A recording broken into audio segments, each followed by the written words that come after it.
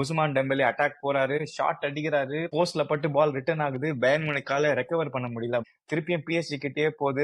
ஹக்கீமி போறாரு, ஒருத்தரை மடிக்கிறாரு, பாஸ் பண்றாரு டெம்பேலேக்கு. டெம்பேலே ஒரு wonderful finish through the goal. And goal மட்டும் இல்லாம ஒரு பியூட்டிஃபுல்லான tribute to Hugo Jota. Dembele வந்து ஒரு செலிப்ரேஷன்ல அதோட கேம் முடிஞ்சது அப்படின்னு நம்ம நினைக்கும் போதுதான் கிராஸ் பண்றாங்க. முல்லர் பால் ஹெட் பண்றாரு. PSG டிஃபென்ஸ் ஹைபூட் பண்ணிட்டாருன்னு சொல்லிட்டு ரெஃப்ரி பெனல்டி தந்துட்டாருங்க. அப்புறம் VAR செக் பண்ணா பெனல்டி ஓவர் டர்ன் ஆகுது. ரெஃப்ரி வந்து ஃபைனல் விசில் ஊதுறாரு. ஒரு அப்சல்யூட் டிராமா, ஒரு ஹை இன்டென்ஸ் ஹாலிவுட் படம் பார்த்த மாதிரி நேற்று இந்த மேட்ச் இருந்தது. ரெண்டு டாக்டிக்கல் பவர் ஹவுஸாவே இருந்தாலும் கடைசியில மேட்ச் எது வின் பண்ணுச்சு? நம்ம எல்லாருக்குமே ஃபுட்பால் எதனால பிடிக்குது அப்படின்னா ஒரு டீமோடைய பேஷன். அந்த டீம் எவ்வளவு தைரியமா போய் ஃபுட்பாலை வந்து அப்ரோச் பண்றாங்க, எவ்வளவு டிட்டர்மெண்டா அவங்க இருக்கிறாங்க, ஒருத்தருக்காக ஒருத்தர் எப்படி கொஹெசிவா சண்டை போட்டுக்கிறாங்க அப்படின்றத வச்சுதான் அந்த கிரிட் தாங்க அந்த ஃபுட்பால் மேட்சோட பியூட்டியே. அந்த பியூட்டி தான் நேற்று ஃபைனலா வின் பண்ணிருக்கு. இந்த மாதிரி இருக்கிறதுனால தாங்க football is a beautiful game. And அதை பாக்குற நம்ம எல்லாருமே ரொம்ப கொடுத்து வச்சவங்க. இந்த மாதிரி உங்களுக்கு தமிழ் ரிலேட்டட் ஃபுட்பால் கான்டென்ட் வேணும்னா ஒன்லி கால் பண்ணுங்க, ஃபாலோ பண்ணுங்க, எங்களோட யூடியூப் சேனலை சப்ஸ்கிரைப் பண்ணுங்க. உங்க சப்போர்ட் எங்களுக்கு தேவை. தேங்க்யூ.